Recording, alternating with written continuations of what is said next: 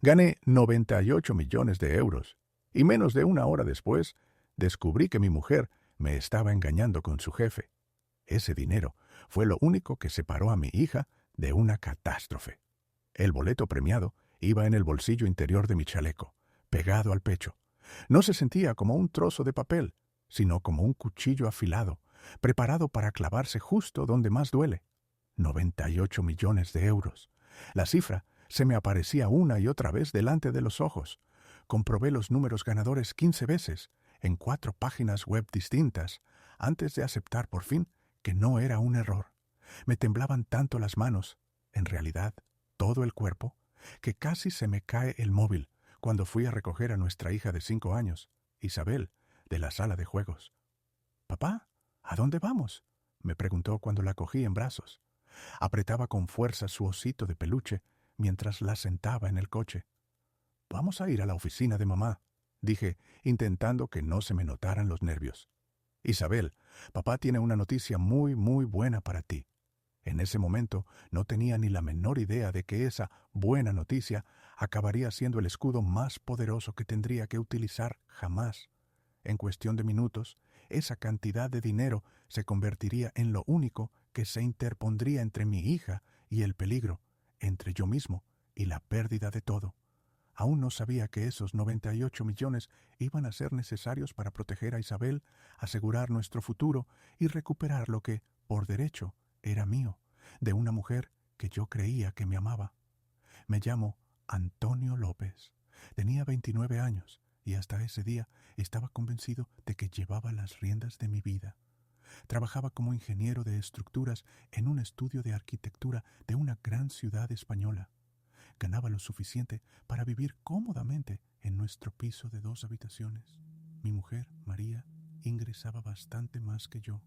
Era alta directiva en una empresa local de Valencia. Siempre admiré su inteligencia. Llevábamos 6 años casados y nos habíamos conocido en la boda de un amigo en común. María solía decir que yo era su apoyo cuando en la empresa todo se venía abajo, que yo era su refugio. La compra del boleto de Euromillones no estaba planeada. Aquel día paré en una gasolinera de siempre para comprar un té y el número del bote en el cartel me hizo detenerme en seco. 98 millones de euros. ¡Qué tontería!, pensé. Al entrar estaba el cajero de siempre. Me reconoció, sonrió y señaló con la cabeza la máquina de lotería. «Oye, Antonio, ¿y si pruebas suerte por 2 euros?», me dijo. «Alguien tiene que ganar algún día, ¿no?». «No, hombre, tú sabes que yo no juego», le respondí. Al final, aquel viejo mexicano logró convencerme. La máquina me dio un boleto que, sin yo saberlo aún, se convertiría en mi arma. Lo guardé en la cartera y prácticamente lo olvidé. Esa idea no volvió a mi cabeza hasta la mañana siguiente. Estaba tomando café mientras me preparaba para ir al trabajo, cuando los números ganadores aparecieron en la pantalla del televisor. María había salido hacía 10 minutos y Isabel todavía dormía arriba. Por curiosidad, saqué la cartera y no podía creer que los números de la pantalla coincidieran exactamente con los de mi boleto. La taza se me escapó de las manos. Volví a revisar los números otra vez. Esto es una locura, pensé, aunque aún me costaba creer del todo que había ganado. Entré en 4 páginas web diferentes y todas decían lo mismo. Había ganado. Sentí un vértigo extraño, un mal que era bueno. Y así, mientras íbamos por la ciudad hacia la oficina de mi mujer, dejando mi trabajo a un lado, yo no tenía idea de que todo lo que conocía estaba a punto de cambiar para siempre. Entramos al edificio donde trabajaba María y tomamos el ascensor. Ese día era uno de los hombres más ricos de España, y mi mujer ni lo sospechaba. El corazón me latía a 1000. Las puertas del ascensor se abrieron y entramos en la recepción de la planta de María. Nos recibió Laura, su asistente. Sinceramente, habría sido mejor no estar allí ese día. Laura saltó de tal manera que casi tropieza. No era sorpresa lo que veía, sino algo intermedio entre pánico y miedo. «Antonio», dijo con voz temblorosa y fuerte, como esperando que alguien la oyera. «No sabía que venías hoy. María no dijo que pasarían por aquí tú y tu hija». «Será rápido», respondí, intentando sonar tranquilo. Isabel empezaba a pesar más en mis brazos, y el boleto en mi bolsillo parecía quemarme el pecho. ¿Está María? Tengo noticias increíbles para ella. Laura bloqueó el paso entre mí y la puerta del despacho de mi mujer. Estaba en shock, sin darse cuenta de lo que hacía. «Está en reunión», dijo con cuidado. «Muy importante. Puede que tarde aún 1 hora y media. Quizá podrían volver más tarde», añadió rápidamente. Me tensé. Algo no encajaba. Se paró frente a mí como una guardia nerviosa, con gotas de sudor en la frente. Pero entonces lo escuché. Desde detrás de la puerta de roble llegó una risa femenina, íntima y aterradora, propia de momentos privados. Era ella. Luego se oyó una voz masculina, más grave, y después otro sonido.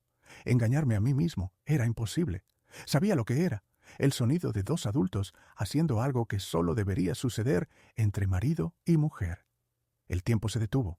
De repente, sentí que Isabel pesaba como un tanque en mis brazos, y los sonidos se volvían más explícitos. «Antonio», susurró Laura preocupada. Se ruborizó por la vergüenza y su voz temblaba de miedo. «Quizá debería irse. Ahora no es el mejor momento para visitar», dijo y añadió rápido. «Puedo llamar a María y avisarle de tu llegada». Pero yo ya estaba alcanzando la manilla de la puerta con Isabel en brazos. Esperaba estar equivocado, pero no lo estaba. Laura me agarró de la mano, clavando las uñas. «Antonio, no puedes entrar», parecía suplicarme. «Por favor, no con Isabel. Piensa en lo difícil que sería para ella». Miré a mi hija. Observaba en silencio, como un niño, sin comprender que su mundo estaba a punto de derrumbarse. Por un instante, me quedé congelado. «Dios, no, por favor, no esto», pensé. Desde detrás de la puerta surgió otro sonido, un gemido satisfecho de mujer. Lo reconocería entre 1000. Lo había escuchado millones de veces en nuestra habitación con María. Estaba seguro de que era algo que solo a mí me correspondía. En ese momento, la rabia desapareció. Solo quedó concentración y determinación. Giré la manilla de la puerta. No estaba cerrada. Por supuesto que no. A las 2:40 de la tarde, cuando todo el mundo estaba ocupado, nadie se habría imaginado que alguien entraría de repente en la oficina del director general. Pero se equivocaron. Lo que vi al entreabrir la puerta se grabó en mi memoria. Intenté borrarlo de mi cabeza, pero fue imposible. El escritorio de mi mujer estaba al fondo, con fotos familiares sobre él, pero mi mirada se dirigió automáticamente al sofá francés de lujo, ese por el que la empresa había pagado 7.000 euros. Allí estaba mi mujer, con otro hombre. Sus cuerpos parecían pegados. La camisa de María estaba desabrochada, cayendo de sus hombros, la falda larga y negra subida hasta la cintura, su cabello desordenado. Lo más aterrador, reconocí inmediatamente al hombre. Era Diego Navarro, el director general de la empresa. 35 años, casado, padre de 2 hijos insoportables. Su anillo de matrimonio descansaba sobre el escritorio mientras su mano tocaba el cuello de María. Ni siquiera escucharon que la puerta se abría. Todo se detuvo. Solo oía mi respiración y el peso de mi hija en brazos. En el aire flotaba el olor a sudor y perfume. Isabel emitió un pequeño sonido. «¿Papá?». Su voz rompió el silencio. Diego y mi mujer se separaron de golpe, en estado de shock, y comenzaron a buscar su ropa. El placer desapareció de sus rostros, dejando solo pánico. La cara de Diego se puso roja, pero no vi culpa en sus ojos. Vi ira por haber sido interrumpido.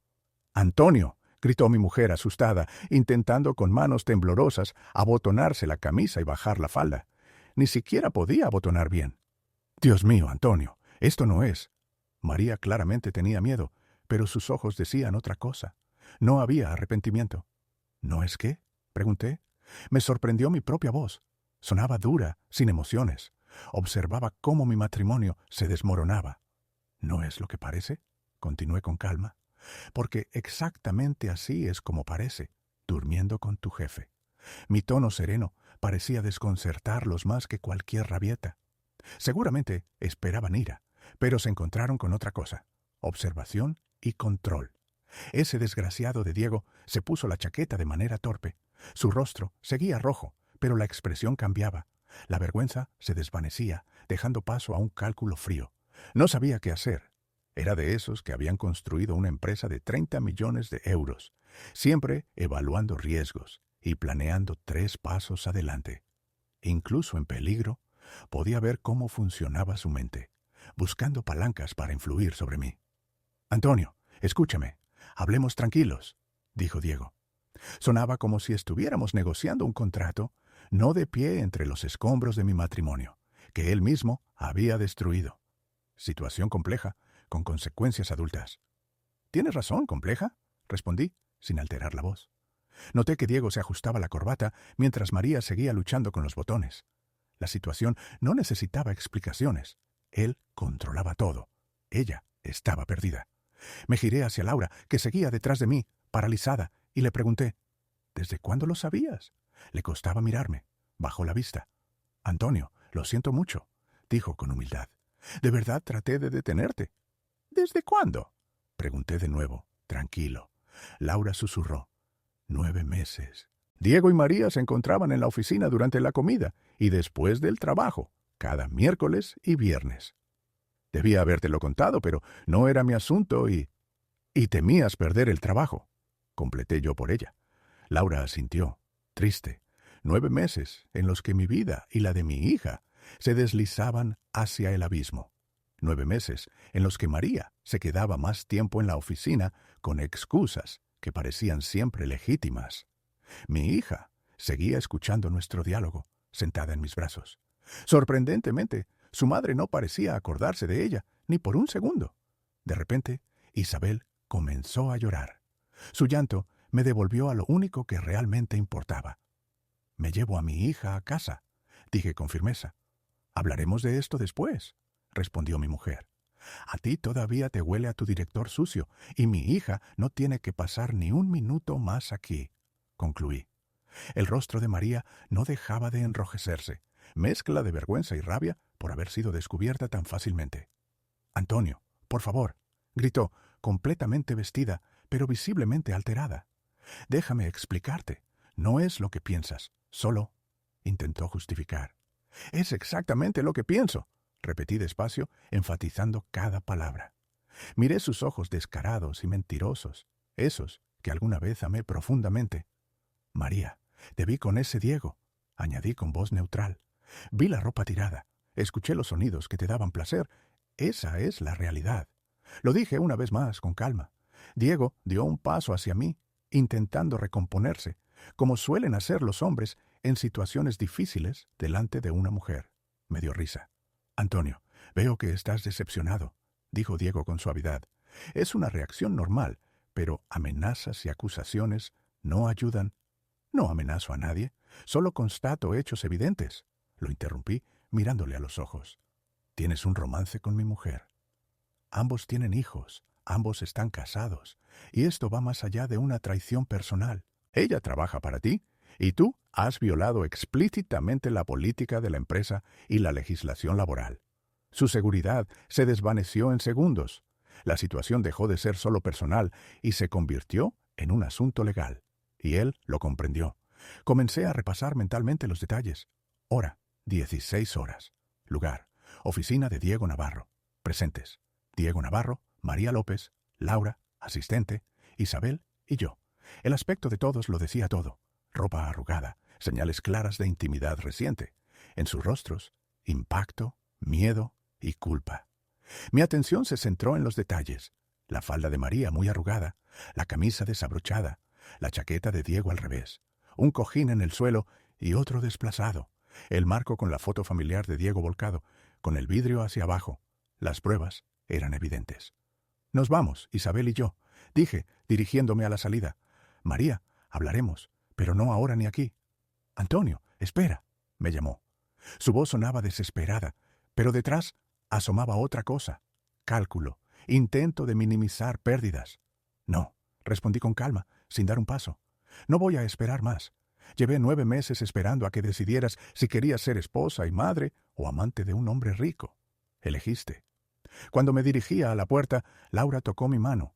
Miré de reojo a la asistente. Temblaba. «Antonio, lo siento mucho», dijo suavemente. «¿Si puedo ayudarte en algo?» «Sí, podrías», respondí, deteniéndome y mirándola a los ojos. «Si alguien pregunta sobre lo ocurrido hoy en esta oficina, recuerda los hechos».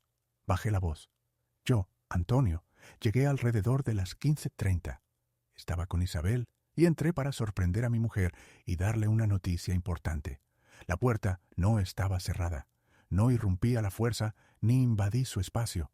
Vine a la oficina de mi mujer y la encontré en un momento íntimo con su jefe, quien también está casado. ¿Queda claro? Laura asintió lentamente y las lágrimas comenzaron a correr por sus mejillas. Bien, susurró. Entiendo. Y además, añadí, inclinándome un poco para que solo ella escuchara, si quieres mantener tu trabajo y protegerte de consecuencias, empieza a documentar todo. Fechas, horas, lo que viste, lo que escuchaste, porque esto no se va a resolver solo. El camino a casa se sintió irreal, como si condujera dentro de un sueño mal ensamblado. Isabel se quedó dormida en su silla infantil, agotada por la tensión, sin comprender exactamente lo que había pasado. Yo conducía automáticamente, mientras mis pensamientos giraban sin cesar en mi cabeza. Cuando el primer golpe de rabia empezó a amainar, lo reemplazó otra sensación, más fría, más clara. 98 millones ya estaban en mis manos, y acababa de descubrir 9 meses de una infidelidad magistralmente escondida. No podía ser coincidencia. Se sentía deliberado. Era el destino. El universo me había dado ventaja y escudo, pero no podía actuar impulsivamente. Debía mantener la cabeza fría. Necesitaba ayuda de alguien que supiera manejar algo así. Necesitaba a mi primo. ¿Tú también serías tan frío al descubrir una traición así? ¿O no? Escríbelo en los comentarios. Llevé a Isabel a casa de mi madre y le dije que María se retrasaría por una reunión de trabajo importante. A mamá le encantaba pasar tiempo con su nieta y no hizo preguntas. Después fui directo al centro de la ciudad, a la oficina de mi primo, Ethan. Ethan Martín era uno de los detectives más respetados y eficaces de España. Si alguien podía ayudarme a entender lo que venía, era él. Cuando llegué, se levantó de su escritorio antes de que pudiera decir algo. «¿Antonio? ¿Qué pasó? Te ves fatal, hermano». «Ethan, necesito tu consejo profesional», dije. «No como primo, sino como investigador». «Vale, empieza desde el principio. Cuéntame todo», cortó, firme. Y eso hice. Le conté del romance de María. «Joder, Antonio», murmuró. «Eso no se oye todos los días». Guardó silencio un momento y luego preguntó, «¿María sabe algo del premio de Euromillones?» «No», respondí. «Nadie lo sabe». «Perfecto», dijo Ethan. «Así debe ser. Usaremos las pruebas que tienes en su contra y contra la empresa», continuó. «Pruebas que podrían destruir sus carreras. Para ser precisos, uso indebido de recursos de la empresa, testigos, engaños y demás». «¿Cuándo empezamos?», pregunté con firmeza. «Primero, ve a casa y actúa con normalidad. Cuando tu mujer llegue por la noche, no sospechará nada. Debe pensar que todavía estás en shock y que te cuesta asimilarlo». Así lo hice. Esa misma noche creé para María una falsa sensación de control. Mientras ella se relajaba, yo empezaría a reunir pruebas. 5 semanas después, me había convertido en alguien que nunca había planeado ser. María intentó abrir diálogo sobre lo ocurrido, llamándolo su terrible malentendido. Cada vez la interrumpía. No estoy listo para hablar de esto, pero hubo un momento decisivo y doloroso para mí. Mi primo conocía a un hacker que consiguió correos electrónicos que dejaban claro que la infidelidad no era solo física. También había confesiones emocionales, planes a futuro, conversaciones detalladas sobre cómo María actuaría si alguna vez descubría la verdad. Esto no era un capricho, era una estructura calculada en su mente. Uno de esos mensajes fue el que más me dolió. María me había reemplazado mucho antes de que sorprendiera a Diego y a ella en el despacho. Un correo, enviado 4 meses antes, me dio un dolor más intenso que cualquier otro. Decía que yo era competente, un padre normal y confiable, que hacía trabajos domésticos innecesarios para que ella pudiera dedicarse a su carrera y a Diego. También había correos de Diego. Le decía a María que merecía algo mejor, que yo era demasiado común, que necesitaba un hombre a su altura, con ambiciones como las suyas. Ridiculizaba mi inteligencia, diciendo que confiaba demasiado y que le permitiría seguir creyéndolo mientras yo le fuera útil. No perdí el tiempo. Detrás de mí Mi primo y su equipo trabajaban mientras yo grababa todas las conversaciones con mi mujer en casa. Y entonces llegó el día más temido por María, el día del juicio. Ella intentaba repartirse los bienes de forma injusta, pero yo respondí con profesionalidad, detalle y calma. 7 semanas después le entregaron oficialmente la notificación. Ocurrió un martes, a las 2 de la tarde, en el centro de su oficina, rodeada de colegas. Elegí el momento con precisión quirúrgica. Ella me había humillado en su mundo. Ahora era su turno. El agente judicial, contratado por mi primo, leyó el documento en voz alta y clara, para que nadie pudiera hacerse el desentendido. Señora María López, queda usted oficialmente notificada de la demanda de divorcio presentada ante el Juzgado de Primera Instancia de Valencia, así como de las correspondientes órdenes y citaciones. Un silencio sepulcral invadió la oficina. Las conversaciones se interrumpieron. Todas las miradas se fijaron en ella. Su rostro cambió en segundos. Desconcierto, miedo y luego puro terror. Me llamó de inmediato. ¿Qué significa esto?, preguntó con voz temblorosa. Me has humillado en el trabajo. Lee los documentos, respondí con calma. Fíjate en las páginas de la 15 a la 23. Hice una pausa. Allí están las pruebas de tu relación de 9 meses. En particular, la foto familiar sobre el escritorio de Diego y los mensajes electrónicos desde tu ordenador. El silencio dijo todo.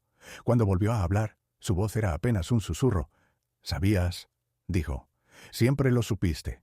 Sabía de la mentira, de las manipulaciones, de los correos en los que te burlabas de mí y planeabas cómo controlarme», respondí. «Sabía que nunca ibas a detenerte». No alcé la voz. «Confundiste bondad con debilidad», continué. «Pensaste que confiaba demasiado como para darme cuenta». Pausa. «Te equivocaste». María rompió a llorar. «Lee los documentos», dije impasible. «Mi abogado te llamará mañana». Colgué el teléfono. 3 días después, Diego Navarro fue despedido tras una reunión extraordinaria del Consejo de Administración. 2 días más tarde, su esposa presentó la demanda de divorcio usando las mismas pruebas. Una semana después, María firmó el acuerdo, sin cambiar ni una sola línea. Renunció a cualquier reclamación sobre los bienes comunes. Aceptó pagos mínimos. Se estableció la custodia compartida sin supervisión y firmó un acuerdo de confidencialidad indefinido. 45 días después de descubrir la infidelidad, el divorcio se había completado oficialmente. El 52º día, entré en la oficina de Loterías y Apuestas del Estado, acompañado de mi equipo jurídico y financiero. El director examinó el boleto y levantó la vista. «Usted es el propietario confirmado del boleto ganador del sorteo del 15 de junio, con un premio de 98 millones de euros. ¿Desea el pago en un solo abono?» «En un solo pago», respondí. El trámite duró 2 horas. Cuando firmé la última página, todo se volvió oficial. Me convertí en propietario de uno de los premios de lotería más grandes en la historia de España. Los medios reaccionaron casi de inmediato. Ingeniero de Valencia gana 98 millones de euros en Euromillones en medio de divorcio.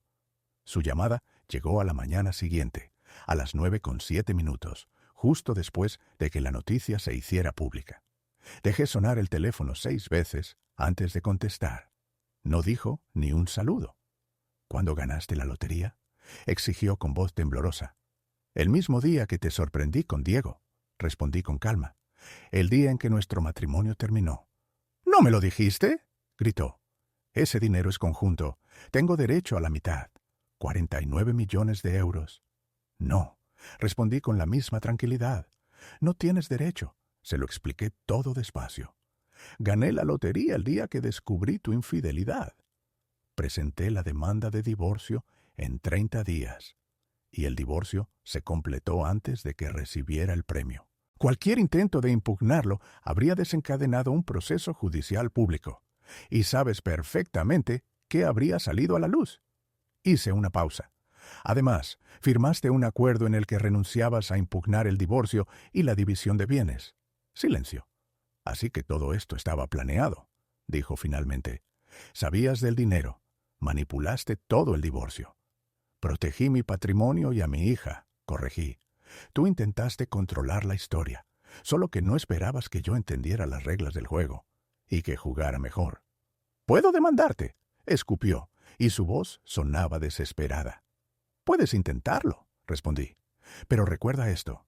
Firmaste un acuerdo comprometiéndote a no impugnar las condiciones, y cualquier demanda te obligará a explicar públicamente por qué crees que mereces dinero directamente vinculado al día en que te descubrí engañándome». Le di tiempo para digerirlo.